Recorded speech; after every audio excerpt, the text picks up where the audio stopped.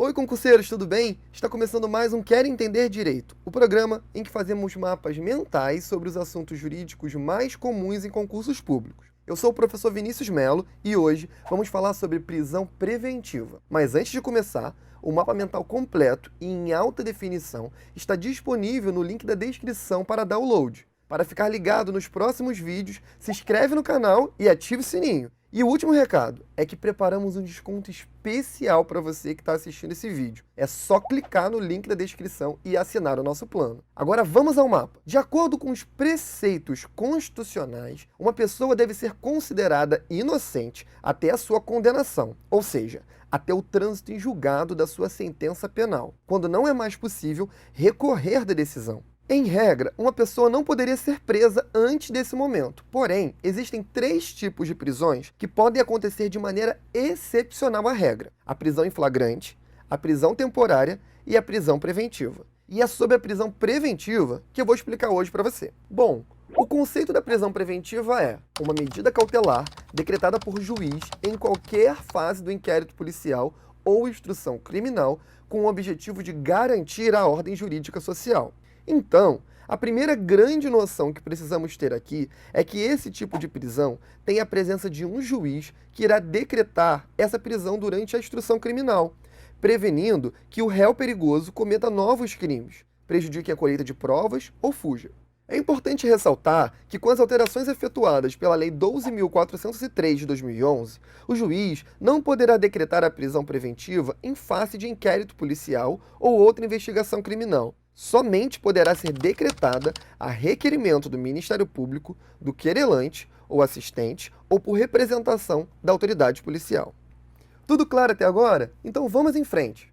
Em relação aos pressupostos, é possível encontrá-los presentes no artigo 312 do Código de Processo Penal. Tais pressupostos materializam-se com o fumus commissi delicti, ou seja, a fumaça da prática de um fato punível. Mas, Vini, o que seria isso? Nada mais do que suspeitas de que aquele crime ocorreu. Isso significa que a decretação da prisão preventiva não deve partir do nada da cabeça do juiz, muito menos de critérios como clamor público, credibilidade da justiça ou até a gravidade em abstrato da conduta. Então, para decretar a prisão preventiva, é necessária a presença da justa causa, composta pelos indícios de materialidade delitiva e autoria. A prova da materialidade delitiva pode acontecer quando há uma prova mínima de que aquele crime de fato ocorreu, ou seja, a prova de elementos contundentes que demonstrem a existência do crime. Agora, os indícios suficientes da autoria ocorrem quando aquela circunstância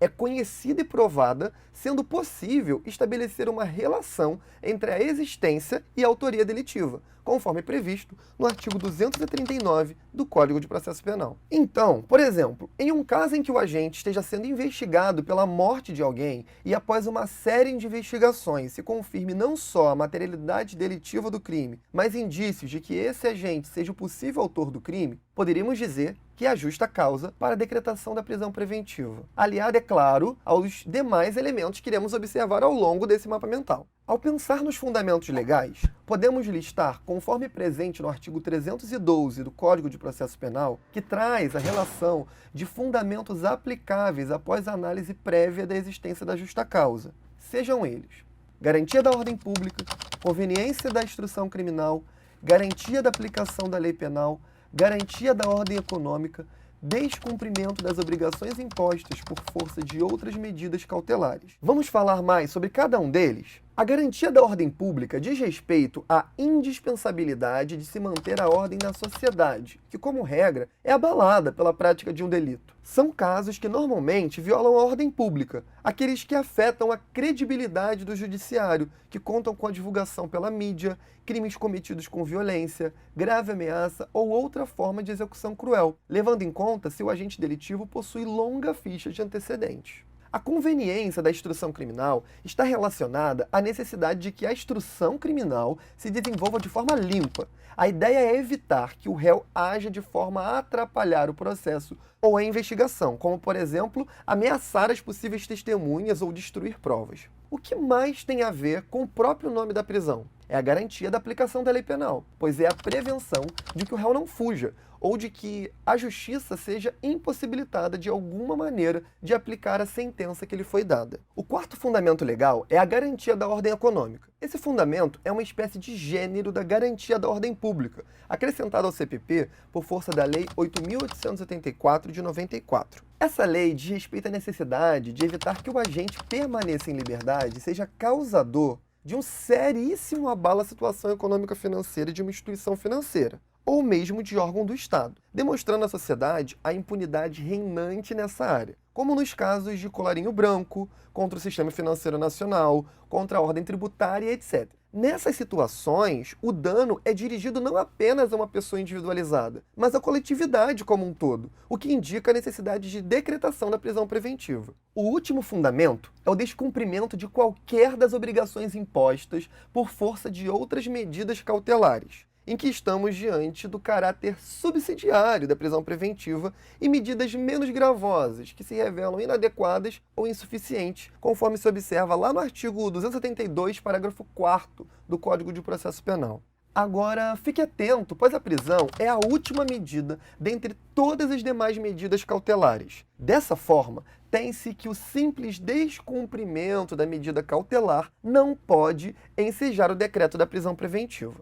Para que isso ocorra, é obrigatório o preenchimento dos requisitos do artigo 312 do Código de Processo Penal e também o posicionamento do STJ presente no habeas corpus de número 229.052, embora caiba mencionar que parte da doutrina se posiciona de maneira diversa, entendendo que a prisão preventiva pode ser decretada independentemente da presença de qualquer hipótese prevista no artigo 313 do Código de Processo Penal.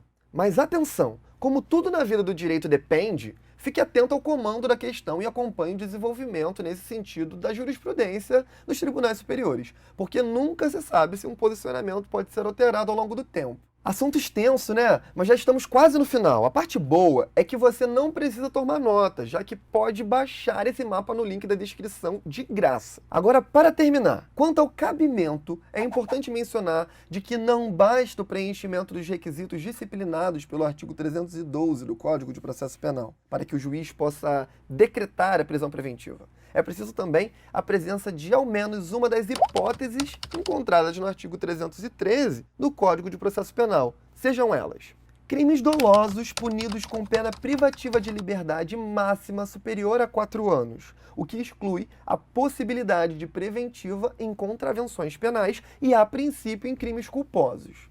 Quando o réu já foi condenado por outro crime doloso a menos de 5 anos, a chamada reincidência. E a terceira hipótese vale para os crimes que envolvam violência contra a mulher, criança, adolescente, idoso, enfermo ou pessoa com deficiência, para garantir a execução das medidas protetivas de urgência. É importante frisar que a proteção não se restringe mais à vítima do sexo feminino, como outrora ocorria no artigo 313, inciso 4º do Código de Processo Penal, incluindo também a criança, adolescente, idoso, enfermo ou pessoa com deficiência. E por último, quando houver dúvida sobre a identidade civil da pessoa ou quando esta não oferecer elementos suficientes para esclarecê-la, devendo o preso ser colocado imediatamente em liberdade após a identificação, salvo se outra hipótese recomendar a manutenção da medida, conforme apresentado no parágrafo único do artigo 313 do Código de Processo Penal.